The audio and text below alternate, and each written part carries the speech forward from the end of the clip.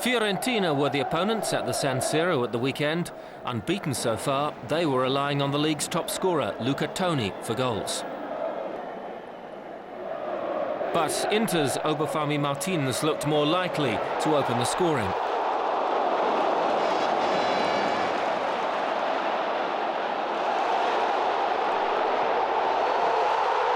And in the 7th minute, the Nigerian put Inter 1-up. Immediately, Fiorentina had a chance to equalise. Toni denied by Giulio Cesar.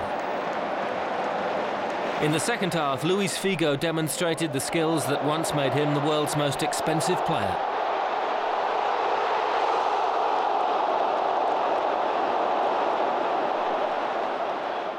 But 1-0 it stayed. Could this finally be Inter's year? Champions Juventus were looking to maintain their 100% record against Parma, who last week lost 4-1 at Roma.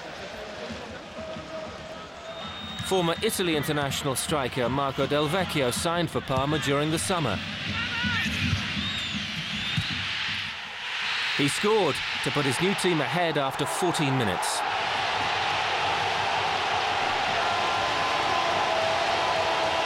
Juventus' Mauro Camoranesi has always had an eye for the spectacular. He made it 1-1 a minute before half-time. Patrick Vieira scored the winning goal for Juve in midweek against Udinese. He repeated that feat with 8 minutes remaining. So a 5th straight win for Juventus. They play Inter next weekend.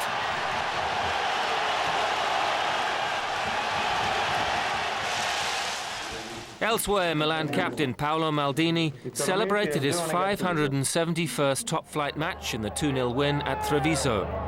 Maldini made his debut in 1985. He's now surpassed Dino Zoff's record to become the Italian league's highest ever appearance maker. Udinese have told star striker Vincenzo Iacchinta that he no longer has a future at the club. The Italy international rejected an offer of a new contract after scoring a hat-trick in the Champions League. He now looks certain to leave in the January transfer window. In Scotland, 8 points currently separate Hearts and Rangers. Amazingly, it's the Edinburgh-based club who lead their Glasgow rivals. This week, George Burley's team welcome Rangers to Tynecastle. Rangers had scored 5 goals in their midweek League Cup win over Clyde.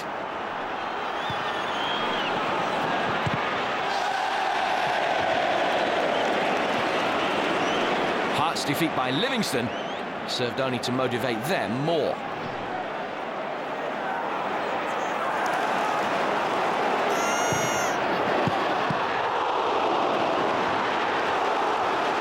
After Ronald Waterus had denied Edgar Jankauskas, Hearts struck.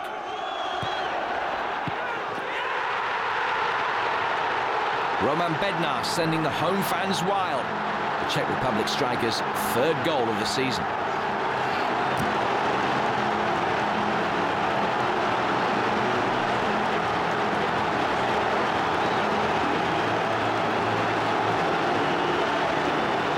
His compatriot Rudy Skacel has 7 goals in 8 matches.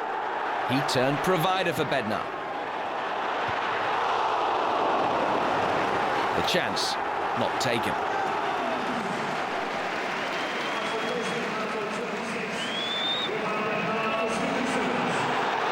Rangers' leading scorer Dado Prusso came close to equalising. Craig Gordon kept his header out.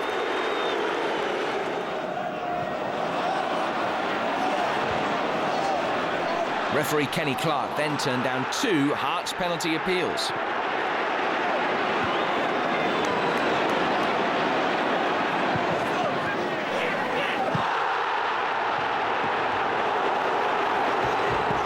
Rangers lucky to have escaped punishment on each occasion.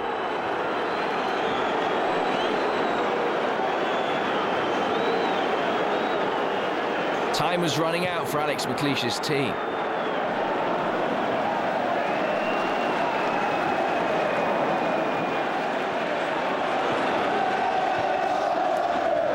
Late on, Rangers had a penalty claim of their own.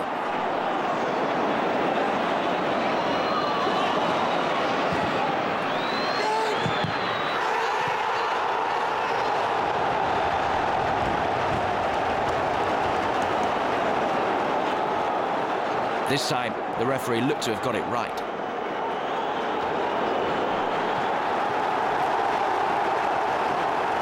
Hearts held on to record their first SPL victory over Rangers in 7 years.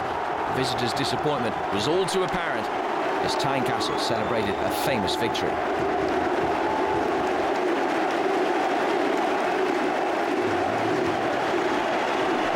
In Spain, champions Barcelona were looking to bounce back from defeat. They faced 2004 Primera Division winners Valencia in their midweek match. Ronaldinho and Ludovic Juli looked Barcelona's most threatening players during a tight first half. There was little action in front of goal until Frenchman Juli's run on the stroke of half-time. A fine finish, putting the Catalans ahead. There was more incident in the second half. Ed Milson felt hard done by, penalised for a challenge on David Villa.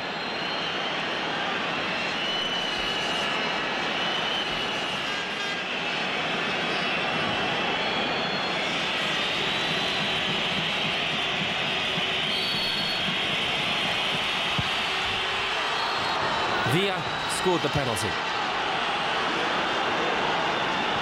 Just a minute later, Barcelona keeper Victor Valdés had time to clear the ball upfield. His hesitation let Villa in for his second.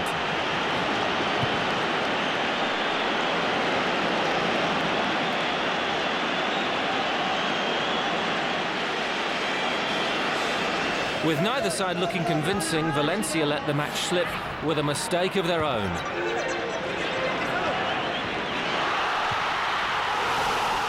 Keeper Santiago Canizares gifting Deco the equaliser, a less off for Barcelona.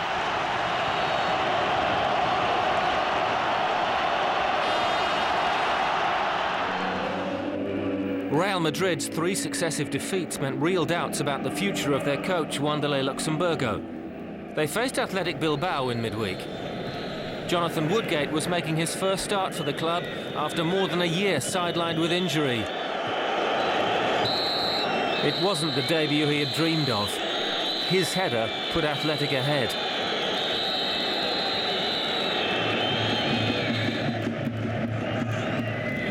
The team from the capital struggled in the first half and conceded a lot of midfield possession. Iker Casillas preventing them from going 2 goals down. After the break, Real looked stronger. Latest addition to the squad, Robinho, had yet to score. His equaliser put that right.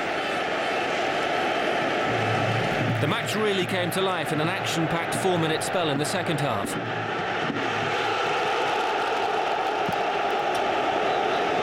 Ronaldo set up Raúl to put Real ahead.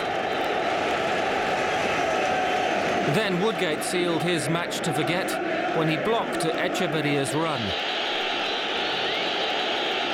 A second yellow card saw his debut cut short.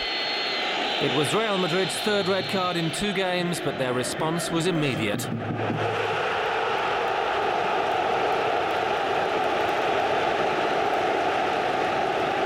Raúl heading in a David Beckham corner to make it 3-1. With a numerical advantage, Athletic did have chances to get back into the game. But Real looked strong from set pieces. 3-1 and a much-needed win for Luxemburgo. After failing to win in their previous 2 games, Barcelona were looking for a return to form when they travelled to Real Betis at the weekend. Henrik Larsson was making his first start since last November. He made an early impact, winning Barca a penalty. Samuel Eto'o put it wide. But 10 minutes later, Barca had their breakthrough. Mark van Bommel with his first goal since moving from PSV.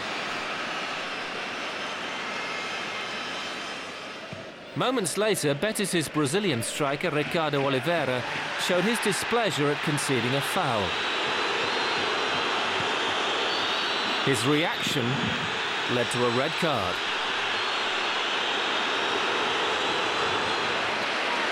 Although down to 10 men, Betis continued to press.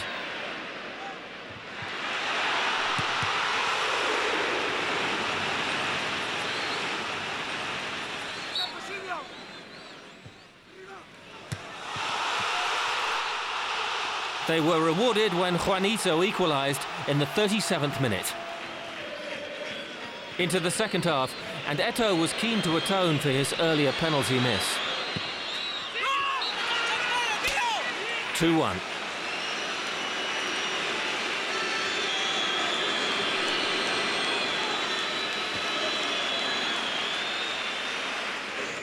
Maxi Lopez has struggled to find the net for Barca since signing from River Plate.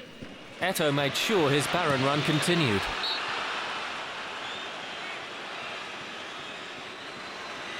Barcelona's one-man advantage was beginning to show.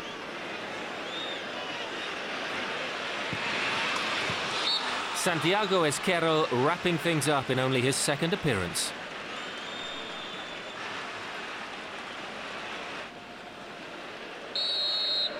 A welcome 3 points for Samuel Eto'o and for Barcelona. Madrid's third team, Getafe, are riding high in the Primera Division.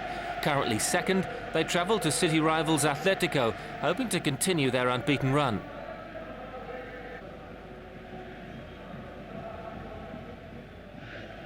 Atletico striker Mattia Keshman has scored 2 in his last 2 games.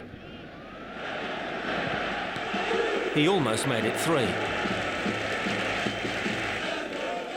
Bulgarian Martin Petrov was causing Getafe problems down the left.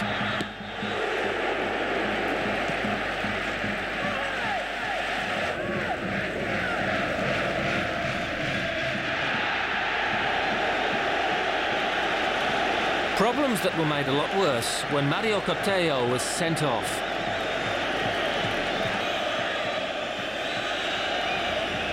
But a man down, Mariano Padilla put Getafe a goal up 10 minutes later.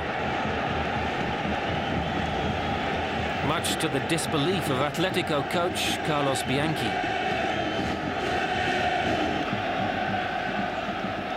"1-0 it finished, a famous win for Getafe. Ben Schuster's side are proving more than just makeweights in only their second season in Spain's top flight. Nantes and league leaders Lyon was a tale of 3 goalkeepers. With Michael Landreau injured, Nantes drafted in Tony Hurtubise.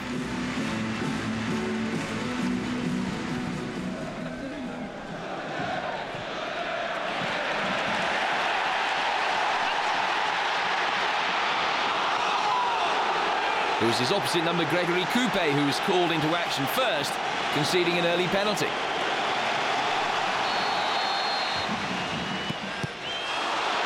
After picking up a yellow card, he then redeemed himself by denying Nicolas Savino.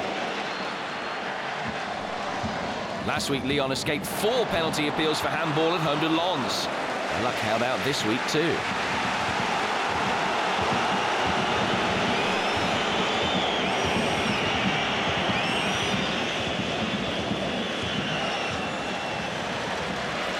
Le Canariat laid siege to the visitors' goal for most of the match. They couldn't find a way past Coupé though.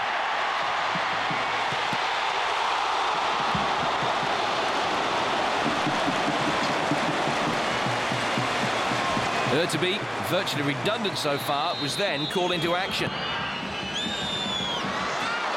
Unfortunately for him, it was only to pick the ball out of the net. Fred, the Lyon scorer.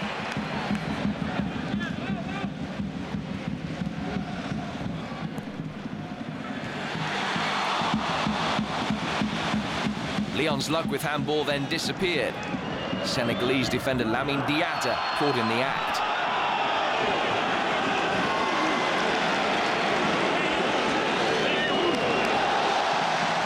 A second yellow card meant the visitors were reduced to 10 men. Nantes continue to lay siege to Coupé's goal.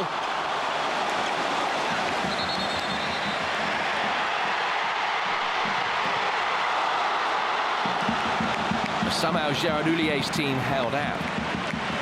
Grégory Coupé, the Lyon hero. Lille warmed up for their Champions League match with Villarreal by welcoming Saint-Étienne to the Stade Métropole. Both teams had suffered midweek league defeats. Lille at Paris Saint-Germain, Saint-Étienne at home to Nancy. Les Dogues starting the match brightly. Matt Mousselou turning the Saint-Étienne defence inside out. Elie Baup's team fought back strongly, but this wasn't to be their day. Hicham Aboucherouani with his first goal of the season.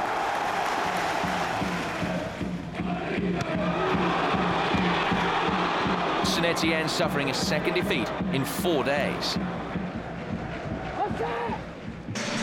In Germany, Felix Magath was a part of the last Hamburger team to win the Bundesliga. Now, 22 years later, he's coach of a Bayern München team that have won a record 15 consecutive league matches. But Hamburger look like mounting a credible challenge this season.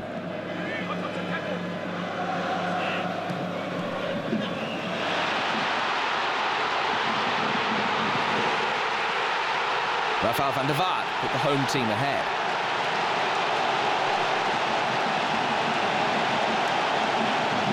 So far undefeated, Hamburger dominated the majority of this game. Benny Lau denied by Oliver Kahn. Magath made several changes at half-time to try and prevent a first defeat of the season for Bayern München.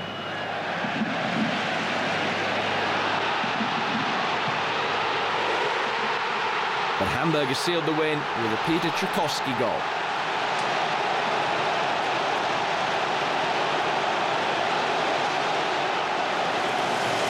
Werder Bremen captain Frank Baumann was dropped for his team's game against Bayer Leverkusen after scoring an own goal midweek against Borussia Mönchengladbach.